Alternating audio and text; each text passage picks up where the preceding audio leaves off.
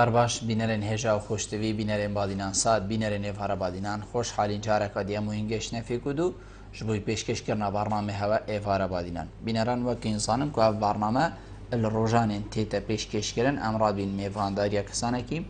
یان چند کسانه گویا که الفری گفتگوی بیتگرن چاو گفتگوی یا گریدای بی پروژه و یان جا گریدای بی بزانین و زانیاریین میوانه می روژه و بتر خدمت کرنا هوا این هجا و خوشتوی افرو کامرا بودن میوانداری ماموستای زور هجا ماموستا علی مصطفى کادری پیشکفتی یکتیان اجتماعی کردستانی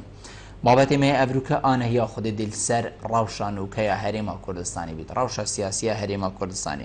خلکی جاوارینت کرد کودی روش هنده و کشید چه اگر بو کو روش حوصاهات و کشان اری هگر روش هرما کردستانی حوصا بیدن پیگه ما وکو کرد السر آست جهان دی چه واحد القلمتان اری فی روشی چند کارتی کرن گریل بروکین چپی و ام چوا بو دجمن ما داینن یاسین گریلا چاره سری الکیره و گریلا ویکشه جی الکیوه بو اف بسیاره و چندین بسیارن دیین وکیوا آنها یا خودی دید گل ماموستای برای سینه گفتگو کرن هینن هشاجی شم ریوان جماره بین سرشاشا مدیار هین پیوندی مبکن سبارت بابتی هر بسیاره هوا هبیتن دیگه هیتا ماموستا و دیگه انگشل سر هیتا کرن ماموستا دست پیکی تو گلب خیراتی سر شفا افرو بوی فارابادینا گله سپاس زور سپاس ماموستا وکی کو ما آماجه پیدا یعنی خلکی هریما کردستانی بگشتی و ساجاوارینت کر کودی روشا سیاسی هریما کردستانی اف وکیشانه هبیتن کودی حوصا هنده دریج بیتن اگر چه بون کو روشو صادریج بو اودگل دریجیه جی یعنی کارفدانا مازنتر جی هبو یعنی پشتی دریج بوی پارلمان نما وزیر نما پشتی دریج بوی بریار درد کبن افروکا نزا بریار الکیری درد کبیتن و یا تیتا تطبیق کرن و سر حولاتی تیتا تطبیق کرن سر رای دریج بونی بریار بیشین قرستر جی تینه دا اگر چه بو هوله هاتا گله سپاس شویر دست بکم اگر خلق جاوره نبود که روش هرما کردستان گهی تا قناق که چق بستوی هلویس یا نهت تا در باز بیتن بدیت نامن بر واجیاوه هر چاودیره که سیاسی اگر چاودیری یا پروسا سیاسی هرما کردستانی کرد بیتن طایبه جی پشتی 2003 هیوه طایبه تر جی اگر ام 19/8/2013 هیر و ام بکنه پیور رنگ بو هر چاودیره که سیاسی اوان هجد هرما کردستان تیده کرن دیارده که نامو نابیتن یا حالته که یه نامونینه اجبر که الویرو جیوره هیزه که هبیت هرما کردستانه چوا 2006 و هیوه بردوام اکلانه بریاره یلسر همی کیس و پروسس سیاسی هرما کردستان دادای بی بزفری تفهیش هیزکاتی سیاسی 2013 هیوجی دیار بکو اف هزهانیا سیاسی آمدنی نه شکلی وی یاسایی شکلی وی یکو یاسا سرکاتی حریم دابوهات یادانان کلوی رو جیوره سرکاتی حریم دبیتن کرسی بو کسی که تیوالا بکت یانجی پارلمان کردستان دا هرچند یاسا سرکاتی حریم دا دیار آلوزی شویره دست بکره وکه دبیتن شلای خلکی و بیت حل بجارتن این به خواسته که همی هزیندین سیاسی دا دبیت یاسا سرکاتی بیت همار کرن و تویره دا سرکاتی حریم سروک حریم پارلمانی دا بیت حل بجارتن به اندجی 2013 وره دم آماده نبی که او کرسی همی بیت والا کرن 2 سال بهات ندرش کرن 2 سال تنجی دبیتن الدیسان الدوازده 19/8/2015 دیسان سرکاتی حرمه رال دستیر کسی که بیتا کرن به پی او ما 2 سال بهات نزیده کرن جی قابل زیده کرن نه و 2 سالاج ده بیتن دوستری حرم کردستان و بگریت پارلمانی و بیت هموار کرن و الوی روجه حتی ابرو بیدیت نامن بو هر چاو دیره سیاسی او روشانه هج امتداد مالین او قیرانت افریقی بروگه هریما کردستانی کرین حالت یتنامونی اجبر کو هزکه های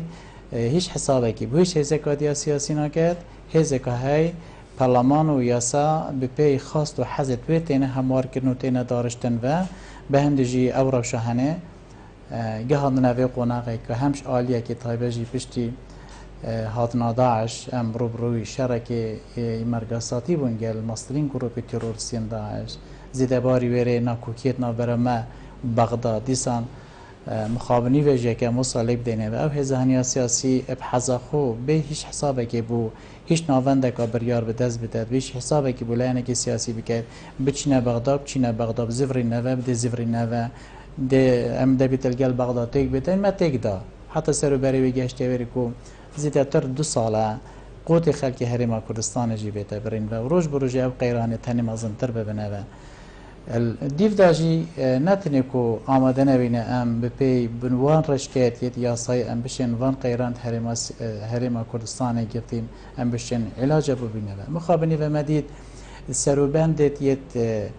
یت هموارکنا یاسا سروکاتی سروبندت کاری خستنا پارلمان کردستان نه گرد کمبونت جوینت پیشبولی جهان نکردن در انجام ویری ریگیری کردن بول سروک پارلمانی افلیش کردن پارلمانی بوش کاری خستنا پارلمانی بو افلیش کردن یا حکومت هاتفش بویره دیسان مخابنی وجی جارکادی دیگلا و پرده هات نزیدین کردن و کو او سنوری قلم روی یا هیزکیه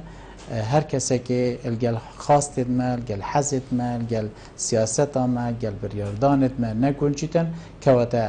او سنوری هنی همی گاوا امشین زندی بکنه و وی وطری هر کسی که الدیف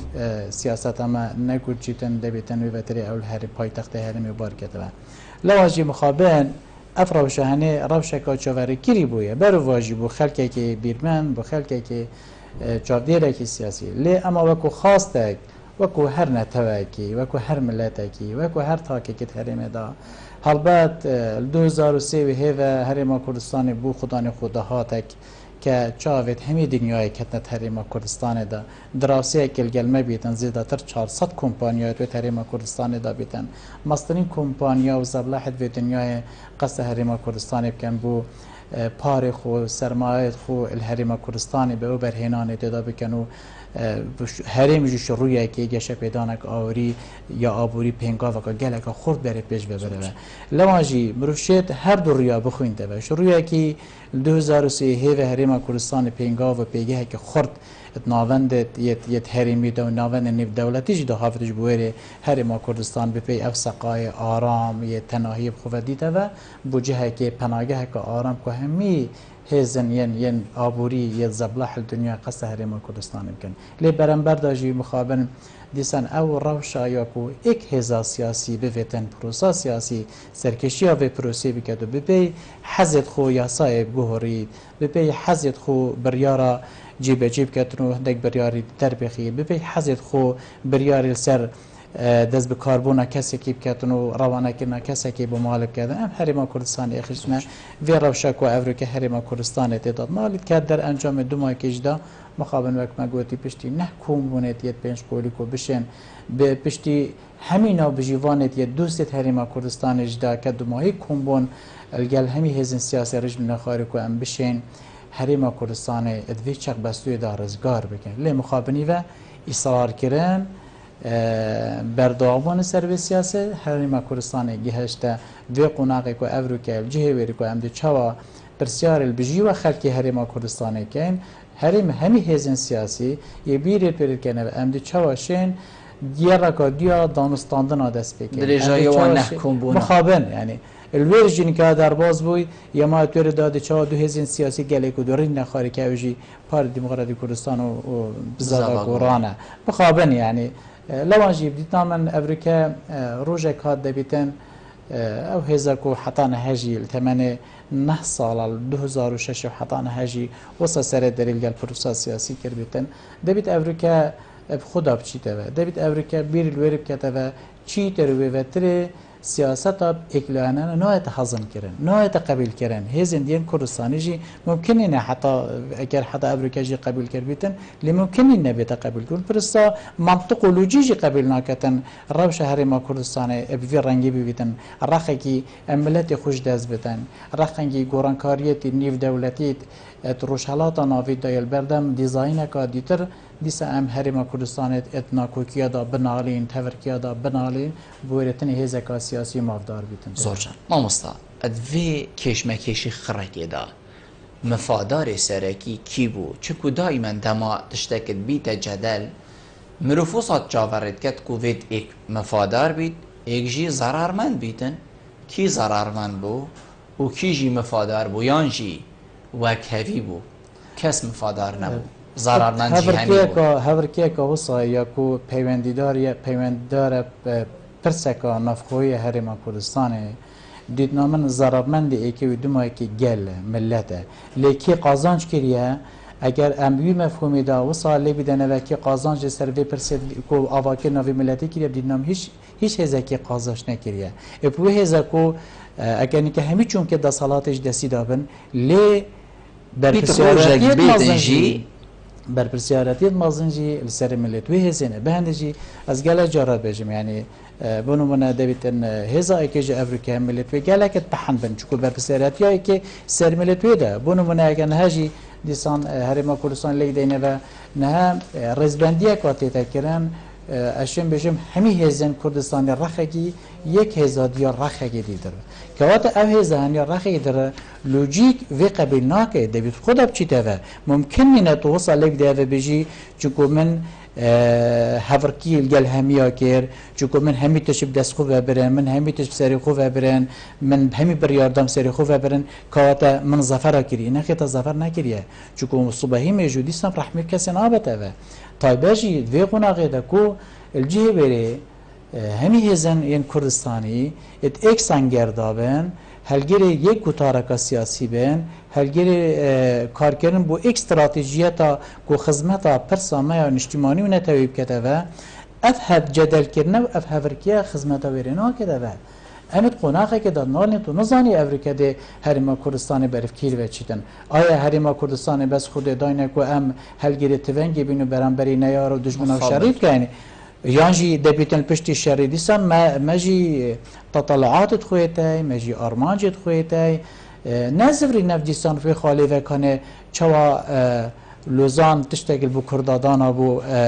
السیور لوزان هاتو هم می جارا کدیش دست بره و شینی که ام مجوید خیل نوه بجین دوی سردمی دا دیاره کرد ایک نبینه دوی سردمی دا دبید کرد بی خودان بینه دوی سردمی دا دبیتن ناوند نیو دولتی و عصبت الامم کرد خودان خو دوست خو نبوینه و لوانجی کو دیسان لوزانه ده همی او خواسته کو همی او ماده دی کو بو در حق کردادات قازانجا کرداد هاتنی هموار کردن و همی گل هوای دا چون نمانه و یخو افریقا نینه یعنی افریقا ناوند نیو دولتی سرانسری دنیای راست ما دشمنی تین هجی منیار تی در دور هرما کردستانه لما دوست مجی گلک تینه لی اگر او هیزا کردستانی هیچ حسابه که هیچ مجاله که دلیوه که بو دوست هرمی ندانیتن بو دوست کردان ندانیتن بو هیزن کردستانی کو بجدار بینه حتی ابرو که براوانی کردن و ارگه براوانی کردن نبستوی خوبه گیدنه تریم کردستانی دا تویش حسابه که نکه اخری اوه دیدنا من مجوجی تو صبح رحمه پینابت اوه که چوا جاره کادی ام ادوی قناقه دا جی الجهه ویری که ام ایکو ایگیرتی و تبابین دیسان نحمالیا کردستانی پرت و بلاوه بیتن یعنی بخوابن نه در دور هرما کردستانی رنگ بدیدنا من هرما کردستانی برالاترین نوانده بریاردانی بود کسی که نینه دلالت بوی رجدانیزی که ده ساله که امتی پرنده درباز کن هزین کردستانی نشین ایکودو ببینین هزین کردستانی نشین ایکودو بخینین بلکه برو واجی همی هزین کردستانی گل ایکودو شن ایکودو بخینین لحظه که کردستانی مرش گل همی هزین دید کردستانی ترنت خاره یان دبید این همی وکیمه بن یان از قبیل نگم ادا براستی همی تاکه کل حریم تشینیدن ادا یکو همی اف خلق هجار و ندارید افریقا ورگتنا چارک موچهجی یا بو نوچه که بلس کانی دکنگی او پیچا چارک که دیوار گیری دا بچیتن دوی رمضانه دا بری که جشنه بشیتن تشتکی بدناف خزانه ببتناف خزانه خدا چاون این زارو که خود پیدا گشت بکرد یعنی با مخابن کو روش الحرم کردستان میگه تا قناقه که وصایا ما مستند دی پیوندی ورگین وگرینه کاک محمد ایوار باش باش کاک بلبل وزد کو باش سرچام زور سپاس زور باشن فرمو برا والله روش کردستان لو خرابتر نبی کاک بلبل زور خرابه روش خرابه بله او هما ازبه هر یک یعنی یکا لعنه که بەتەنیا دەوێ حکمی هەموو کوردستان بکە چار لایەنی کەسە ناهێڵێ ینی ڕەوشی کوردستان تا برێ خراپە هەموو بەهاران نەورۆزان حکومەتی کوردی ڕادەگەێنن ئەگەر نەورۆز خەلاص بیان بەهار خەلاص بوو ئەوە حکومەتی کوردی ڕاناگەێنین ئێستا نەورۆزەدا بێتەوە بەهارەشی دادەدێن حکومەتی کورد کاکە عیبە وەڵی ئینسان زۆر عیبە درۆ لەگە میلەتی خۆی بکە ئینسان ئەگەر نەتوانێ دەوڵەت ڕابگەێنی یا شتێک جوان نییە ینی بە مزایدەی سیاسی بکە ئێستا لایەنەکەیە نا عیلاقەی لەگەن یەفەکە هەیە نە بەفەکەکە هەیە نا عیلاقەی لەگەن ئەو چوار لایەنە هەیە دێبە بۆ خۆی بتە حیزبی حاکم فائیل لە کوردستان یەکاتەوە نابێت ماڵێکە شەش حەوت کەسە دەستیان بەسەر ئەو کوردستانە گرتووە وەزی ئەخەرشا خراپ کردووە ڕاستب نییە حەیرانە با قورعان بە لۆری دۆلاریان هەیە با قورعان لەوانەیە 100 ملیار دۆلاریشان هەیە بەس نایدەنە خەڵک یانەوێ خەرکەکە تەسلیمیان بێ هەنجا پاریان بدێنێ سەرۆکی هەرێم هەر بژێردەوە هەندە پاریان بدێنێت یانەوێ خەڵک بە پارە تەسلیم بکەن ئەوە شتێکی چونکە داهاتی خۆیان ئەو بەرپرسە گەورانە کات بولبول پارەی خۆیان نییە پارەی من و تووە خۆکرێکاریان نەکردووە پارەی ئەو نەوتەی فەقیر و فەقاراتە دەستیان بەسەردا گرتووە ئەوەیان کردووە زۆر مەمنون کاک بولبول زۆر سپاس کاک محەممەد زۆر سپاس مامۆستا الپسیارە کاک محەممەدی وسە من دەرکەفت و ڕەوشە هەرێما کوردستانی چاوەڕێتی دەکردن لێ خراپتر لێ بێت ڕەوشە ئەبروکە خراپتر لێ بێت خۆ ئەو بزاافت نەهات تێنەکردن تابێژی پشتی ڕێککەفتنا یا یەکەتی و گۆڕان خۆ هەمی ئاماژەیەت وێ چەندێنە ئەگەر ئەدوێ قۆناغێدا هەوڵ و بزاافەکە دیا خورد نەیەدەکردن گەرەکە دیا دانوستاندنت بەرپسیارەنە نەیەنەکردن تایبەژی ئەم چاوەڕێنە بان چەند هەیوێت بهێدا شەڕی گروپی تیرۆریستین داعش نێمینیت کەواتە نەها هەمی هێزی نیودەوڵەتی هەمی چاودێرین سیاسی سەروێ ڕایێ خڕ دەبینە و ڕاستە شەڕی گروپین تیرۆریستین داعش ڕۆژهەڵاتە ناوین یا کریە جەهەنەم تایبەژی عێراق و سووریا یا کریە جەهەنەم عێراق و سووریا بەردەم دوریانەکە ئالۆز یا بەردەم دیزاینەکەدی پشتی 100 ساڵە تێپەربوونە سایکۆسپیک و لە هەمیل سەروێ خالید کوکن پشتی داعش دچل ڕۆژە بیت پشتی داعش خۆلوێرێ وەکی پارڤەکردنا پشکایە ئایا دوێ پارڤەکردنا وێ سیاسەتدا و ئەم کورد ادوانا کوکیت یت هستیار داد نالین ام کرد ات قوناقه که هنده کارساتی داد نالین که ام نشن گل اکو دو داب نالین گل اکو دو داب رین نخاره آیا القوناقه پشت داعش دی چه دست مکهویدن آیا او دیزاینات تکرین اگر ام کرد وی پارچه دا منش یا ام اکو دو بخینین منش یا ام الگل اکو دو بکنجین منش یا ام ولات خوب ریده ببین منش یا ام یکیتیا که نتوی سر آس هر چهار پارچین کردستان دروز بکن منش یا ام دست هاریکاری بدین روش آول جه دست هاریکاری بدین روش آوا داعش سنور را کرن مسنور دانان دست هاریکاری بدین باکور ابروکه دست ما گل دجمنیت کردان دابیده و هلبت اوید هنه ناوندن بریار به دستن زلهز دنیای دا اوید هنه گلی تینت خواندن آیا او ملت هنه که دوی قناغه هنده هستیار دا پشتی 100 سال نرازیبون سرپاروکرنا ولات واینتوی خو ابروک اوجک ناگرنه و آیا دیزاین که صبحی دا چو بوان بیتا کرن که ابروکه خوشبختانه گلک بحث دیده کرن که کرد هیدی خریکه بلای که هر سی پارچه بگهنه ایکو بگهنه دریا نوراس و اوی او هیویو آرمانجو او تطلعاتا یا کب صدهان ساله 100 ساله کرد پیداد نالن اگر صبحی جهری ما کردستان یانجی کردستان که هر چا پارچان بیتا کرن و لی اگر نگهیت زر دریای دیسان خواندن که جیوپولیتیکا ام دی هری مکا گرتی بینه و ادوی قناغه دا که پیش 100 ساله دیزاین کنی تیتا کرن و دی تماشا که اتحریم که گله که بچیک داشت خواه کرد تو نقشه یه دنیای راز بکی هریم کردستان ابدی نامن رنگ هندی خاله که گله که بچیک دیتا دیار کرن به اتوی خاله هنه دا ملتک ابتمن هبونا خول سر و آخه لجر چوساندنی بیتن ولاتی وی نتوی هات بیده پارچه کرن هر پارچه که جی هر درنده که ورگرتی همی رنگ ستمی و زوری سر کار اینا بن جنوسایت سر هات بیده کرن به شینی که هیزن سیاسی دو پارچه دا ناکو کرن ناکو که اول سر چیه؟ سر پروکرنا میراتیه آخری اگر ما ولاتی خوش دست دا میرات دی بو که مینیدن سر پروکرنا دسالاتیه اگر ما دیسان خوی را دستی ظالمه کی کر دی دسالات امد کیره دا بیده و لو عجیب دیتنا من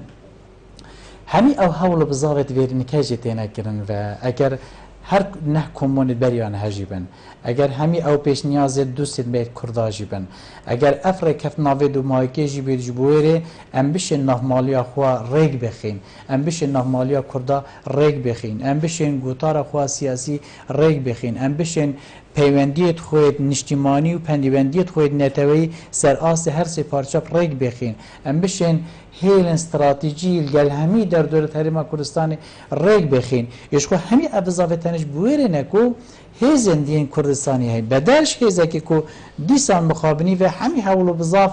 بو قایم کرنا تکروی خود هریما کردستان دا لی هیزن دین کردستانی خمیت وان شوی خمی گلک مازنترن خمیت وایت ویرنه کو ام یل بردم دوریانه که چی مبه نویتن روشالات نوین عراق با ایک پارچه اینا بینده مبه نویتن سوریه با ایک پارچه اینا بیده رنگت قناقا به دا ترکیه جی با ایک پارچه اینا نیده کو نقشه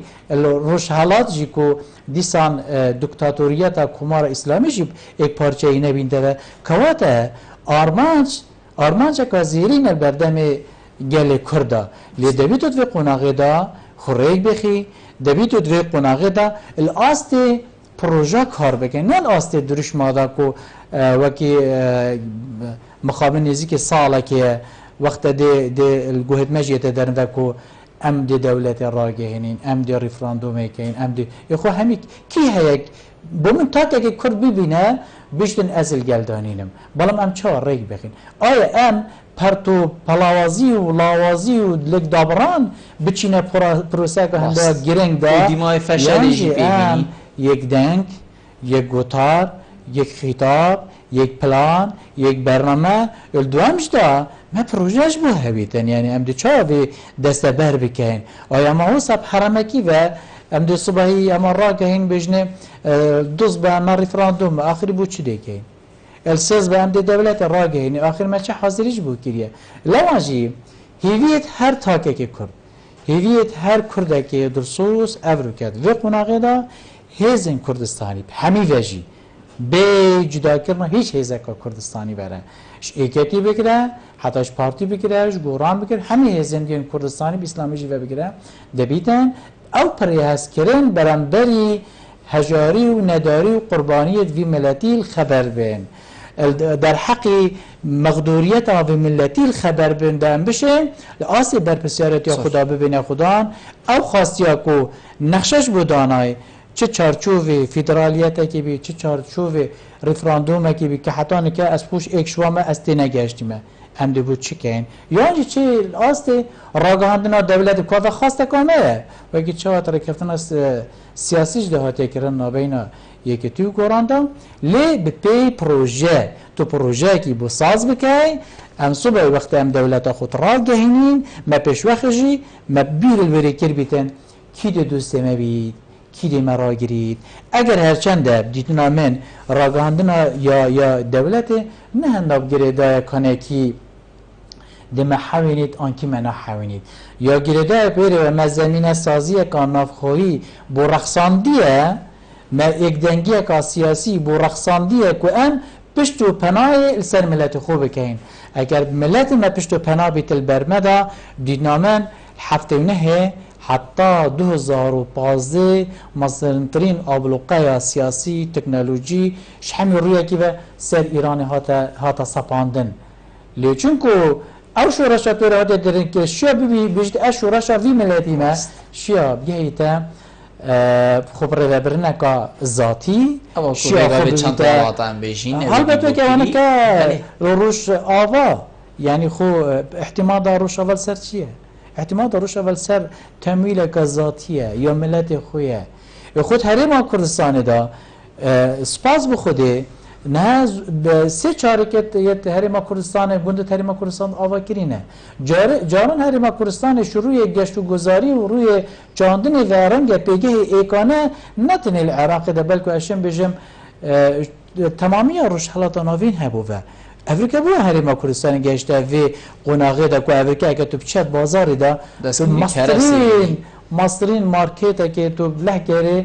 دکمن تو تشتکی جنا بینی که تحریم ده هاتی درس کردن و تنانت زرزواجی مقابل افریقایی بوم جیران ما تیتا ورگرتن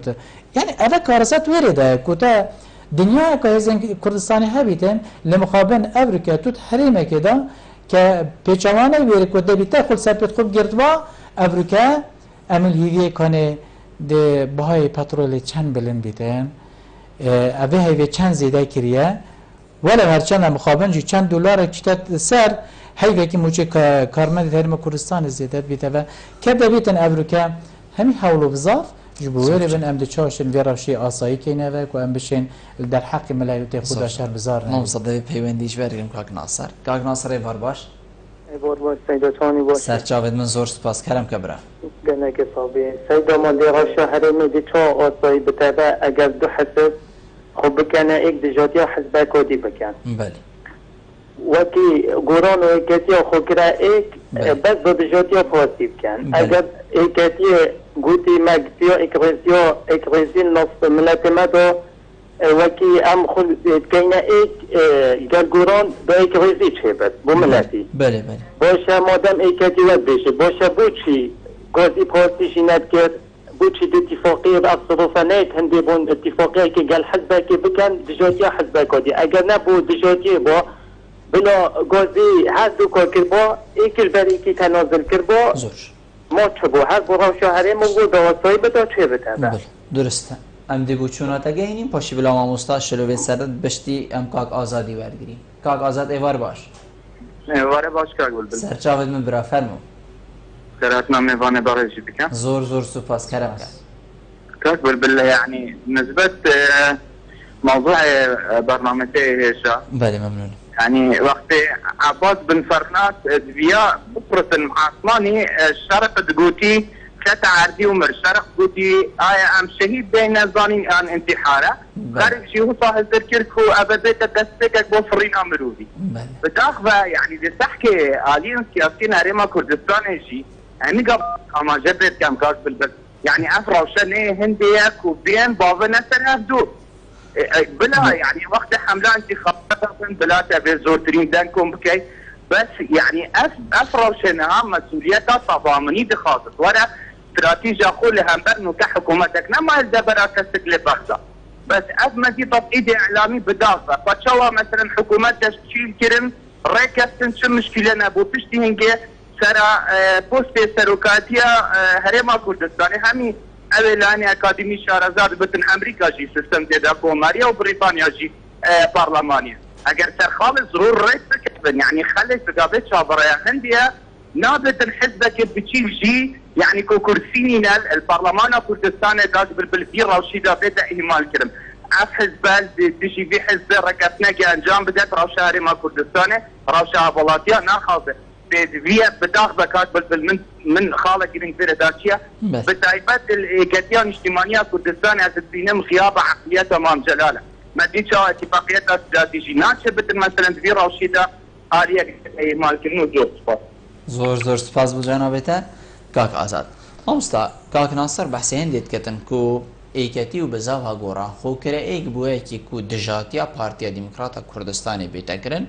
هکر گازی پارتی کر با و گلیک رونش بانه خاره پاشی اتفاق کر با باشتر بو یانجی چند آخف نکی نرمتر پارتی اینا با ام بیجی ناوا و ریکفتنه دا یانجی ناوا و گفتگوی داد گلیک بان هف جنت کر چه اتفاقیه چه بانا دجا اف اتفاقيه هاتيه كرن بيتن قالك حسين دجيوا بيجن ماموستا ومن بيتن تو قالك ام بيجن جدي برسف بسردي دجا بو دجا كيا بارتي ايكتي رابط اتفاقيه كيكتن انجي اف ابو ريك خستنا نحمالا كرديه بند ديار كريبه جاري هر خاندنا دجاتي كرني رنجا رد فعلا ردفعلك خوب خو حزا دجا كرني دجياتي كرني هاي ركبتنا سياسي يا يكتيو قران بلی وری کو دجاتیا هیچ هزکا دیا کو هیچ هزکا کردستانی نه دایره جی هیچ حزت ی دجاتی کرنه گل پارتی دموکراتی کردستانی نو او هم بندی ترکفنامه جی پیداگیری که تندل سرویت کنه و جوری جی هم دیسان هر دو هزین سیاسی چه مکتب سیاسی ایکتی و چه جی بزاوا گوران تکسیال وچنده کری کو ما خواسته نکا خواسته که دجاتی کنه گل هیچ هزکا کردستانی و امنا کنجی مخابنی و خو اگر رکفتن وصابت لگدان کو اول رکفتن که بودجاتی کرنه کواتل 2007 جی رکفتن استراتژی نو بین ایکتی و پارتی دیار پاوهن دجاتی کرمو بو همی هزیندین کردستانی حتی ما مستاش بدی رکفتن ام بشین یاکو پارتی و بزاوا گوران کدام پارلمان که حکومت کی هفته نیسان 2015 جی هوان پارتی و گل بزاوا گوران رکفتن که سیاسی مور کردن بو حکومت پیک بینن و مخابطی سردمی دا گل اک پروپاگنده و اوجی هاد نکرن و دایره جی بی سردمی دا رکفتن اگه بو پارو کرن و شنگرتنا ایکتی بو توی سردمی دا لی ایکتی گل اک نورمال وگید بود جاتی یعنی هف پیمانی کردن نابر رکفتن کردن نابر هزین کردستانی بدید نامن دوید اوانه یا مزگین بخش بیتن یا آرام بخش بیتن کو ابروکه دو هزین کردستانی هف دنگن هف رانه صبحی ها بهید رنگ او دو هزین کردستانی ببینه 5 هزین کردستانی الپشتی هنگی رنگ ببیده کودنگی که همی هزین کردستانی که و آرمانج هر هزه که از گله جاره وسط خینه مخابن یکو ها امریکا امگان دی نویره نخواندن سیاست نرم و وکی که آزادی گودیا جناب امام جلالی بود که 2007 همی زان رکفتن استراتژی ننابرا پارتی و ایکتی داتا کرن بوبانه که ندیار کری که حتی کنگی دیوه کشیتن جبوری ام دوی قناغه دا یک دنگ بین یک هلویز بین ما یک گوتار هبید ما یک استراتیجیت هبیتن تایبجی یکتی و پارتی دوی قناغه دا نکدنت هورکت نفخوی دا جبوری هورکی سرپار وکرنا پوستا بکن هورکین سیاسی بکن جبوری هر شهر ما کردستانی تخازی تویره که ام یک دنگ بین برانبرین آوندی اوه دوی آلی دا گلکا باش بو لی او ام گاهی نبری چه بو دیدنا بس همین گفت بشن مخابن خواندن که نتندرست حوال پارتی با سیاست حکیمانه جناب امام جلالی و اوین سیاست نرم و ایکتی پیروت کرد کدوی 9 سالانده همیتش دست ایک حزب دا بین پاوان کرن آلی دیجی هزه که دا هر وقت اگه گازنده بکرد بشن ام الآلی سلاله دا مرکفتن که استراتیجیه هی خو رکفتن استراتژی راس الصلاحات هموار کردن ل خواسته که توی آرمان چه توی آرامی و باندور توی رکفتن استراتژی شور ببینه خاره بوچی ایکتی نشیا مستبوره بوچی ایکتی نشیا اف سیاست خویا نرم اواکو جنابتت بجیتن همی پوست و پله تسلیمی هزا کابتنی کریم بوچی ایکتی نشیا فیب گهین تا قاعده خوی جماوری و قاعده کردستانی بگشتی جماوری بجیتن اس نرماتیا که پیروکم بوده که کیشه چه نبن و روژ ادروکتی دا چه خو گروه و نرماتیه یعنی بردوام محفرکی السر تصالات نکریه محفرکی یعنی اساس کم خو فلسفه حکمرانی چیه و کنی کجی اگر تو بین دانستاندنه بکی مثلا حوال پارتی گل اجاره بشن کابینه همی تعداد شریکن همی تعداد مشارکن و کابینه سربنیات یک رضیه کان اجتماعی و کابینه هشت همی تعداد لی فلسفه حکمرانی چیه خو الهمی دنیای دا فلسفه حکمرانی تو چون که تیت آبوری دست خود عذاب کی چون که دا صلات نافخوی دست خود عذاب کی رسما سیاست نافخوی دو دست خود عذاب کی خو هرم سرویت راوسیده کرم که بلا برادرک جوابم بدته و ال 2006 ور حتی افرو وزاره پلاندانانش غیر پارتی ایکی ورگرتیه وزارت سامان سرشتی غیر هوان پارتی چوه دستی کسکی وزارت نافخو غیر پارتی چوه دستی کسکی وزارت واروجا دبیت تسلیم کردن دیفی اتفاقایی اوشی دیتنامن روش گلگا تنگاوه رنگ هیویک تده هبیتن لێ من خو نەباوەرە ئەیکەتی دێنەرمیە وێریژی دەکات مامۆستا نەوەرگرتنەوەی وەزارەتی هەڵبەت دەبیت پێداگیری تێدا بکەن دێنەرمیە تێداکات و نەوەرگرتنی هەمە بەحس نەکردنەوەی ماوەعی 9 ساڵە مە نەرماتیا دیتی مە 9 ساڵە پێکینانە حکوومەتێ یا هەردوو ئیدارە سلێمانی و هەولێرێ ما نەرمیاتیا دیتی رزبندکردنا ستینکردنا وزارت السردستینا هوال پارتی پیداگیری که ایلا اوه ما بویتن و جناب امام جلال گویی هوال پارتی کیش بوید بله او بوابت یا دیجی بو ما بیتن خو اوین ارماتی هم گوهد نوری راست ما فرمانگاه پیوندیش دروه خو کرم که اوه هاتیا دانان بلا هیزک بیجتن من جاره که آور کردی خو فلسفه حکمرانیت ویره دانه اگر تا اوه همی دست خدا زاب کرن وزارت کمتر ساله که وزارت آبوری دستت حوال برادرت گوران دابی لمدید وزارت داره تنه قاسک بی تابع وزارت سامان سروشتی و کلی توی قاسش تا دستت برس آشتی هورامی دابی بسیاره که پاره های ددن پارنی نتوناشی بدهی بسیاره که جناب دکم آموزده هکر ایکتیت روژا ام بیجین وکی ام کردی بیجین روژا هف روژ دا وقتی گود بایا افتشت بوده افا بو من مادم ما اتفاق کرد چه نبیتن هر تشته که تو بیجی همه بوم بیتن وقتی از بیجمه اوکی درسته بلا بوده بید تو دیوال هی صباحی دواتشتین مازنتر که دوزوا گلکن مازنتر روش دیف هاتن سال دیف هاتن ایکتی چه سنور ندارن که روشه که بیجتن امی بیتشتیب عدالت لیک بکن مادم ایکتی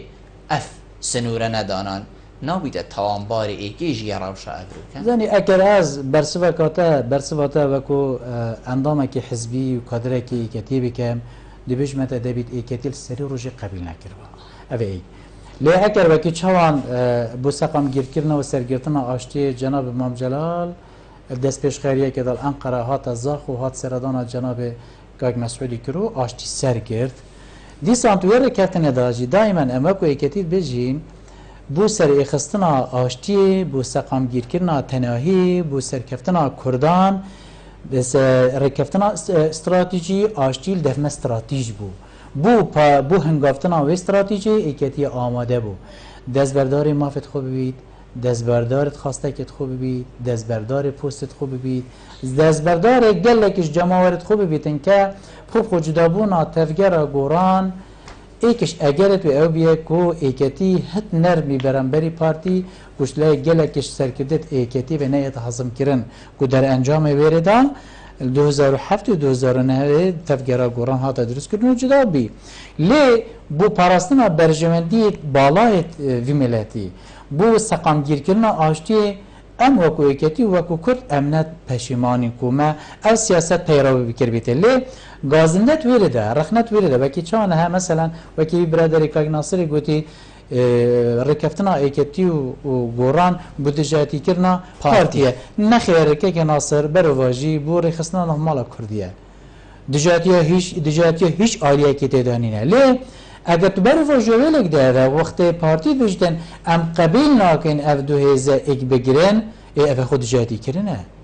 اف دایره که راگاهندن دجاتی کرنه لیدیسان ازنه که بجم برپسارتیه که میجوی یل سر ملی سرکرداتی هف بشا یکتی و گوران در قناغه دا وکی چه آمدیت وان وی هفتیا چوی دا گل حضور به هزین کردستانی رشته خاری و حتی نکه خوشبختانه یک هزا کردستانی نرینی نسح کرده رکفتن استراتیجی الوان چون روشید به دادستان هم چاورین جوین دمایی که گل هزن ین پیکاتن یت نتویجی بتا کرن الهولی ردا که وکی نکه آماجته نکرن هیچ پیکاته که نتویی دجات یا خو یا جو تبینیج سر به رکفتن ناینج ورکو هر 25 ماده وی رکفتن سیاسی ده هاتنه هموار کردن و آرمان جد هیزن یت اپوزیسیون بینابرینی که کواتا پرانسیبت هف باش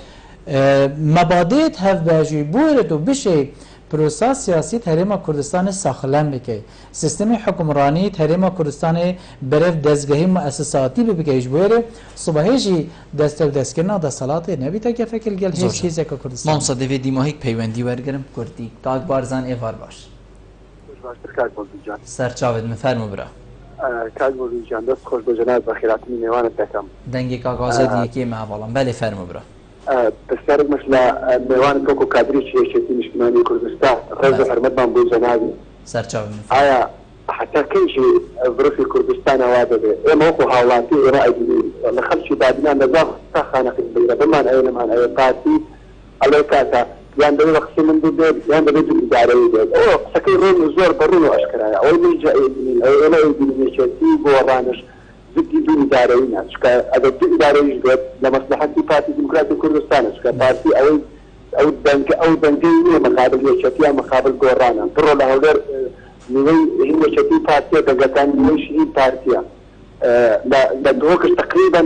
بەشێکی زۆریان پارتی تەنگێکی کەمی لە سلێمانی هەیە ئایا ئێوە چارەسەر چکرێکی چارەسەر لای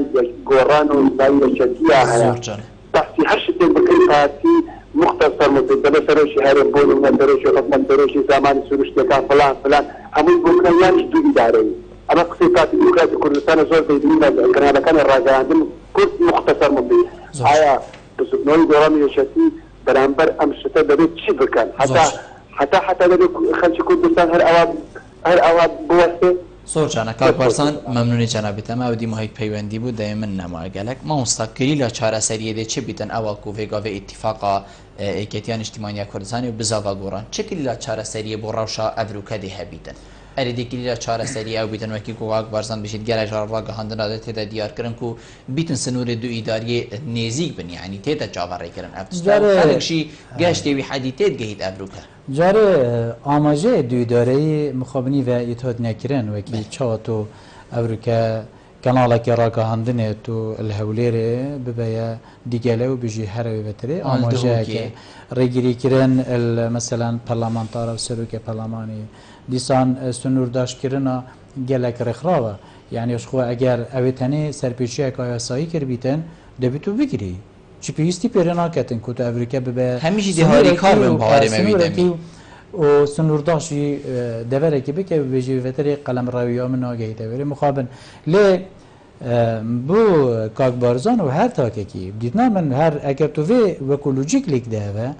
ئێجا خۆ ئەڤریکا تەرێما کوردستانê 67 سەدێ دژی دوو ئیدارەیەنە و قەبیلی ناکەن ئەڤریکا دوو هێزی مەسترین هێزی تەرێما کوردستانی و ئەڤریکا بەڵانسا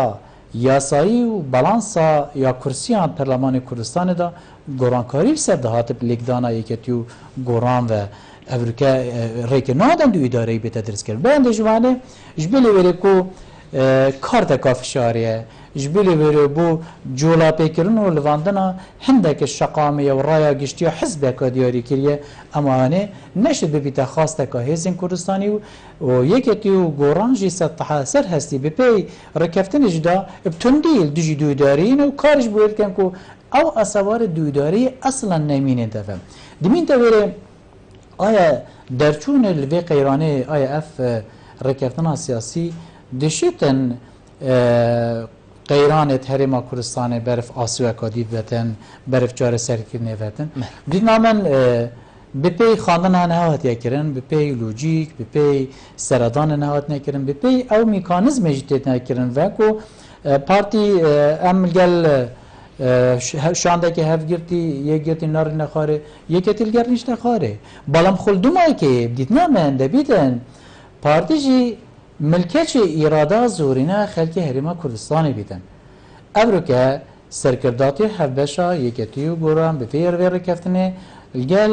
nût sedê li hêzên siyasî herêma Kurdistanê civînî kirîn rêniştinî kirîn ez barim eger jê daxwazî bikin wekî çavat rêkeftinê jî da maddeyekê da hatiye ku ev rêkeftina rêkeftineka vekiriye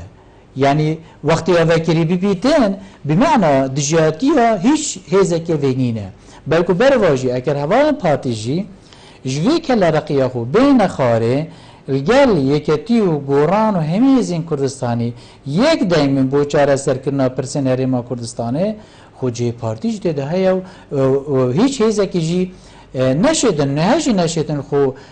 cihê partî vala biketin nexêr hêza êkanaya heta nike û me bivê nevê jî serokatî hikûmetê destî daye bi pê hêza dîfaktû jî ya serokatê herêmî jî rêkevek betin kesê jî mandaliya wê çendê nekirî be lê wek lojîk Evrûke maden hemî hêzên Kurdistanê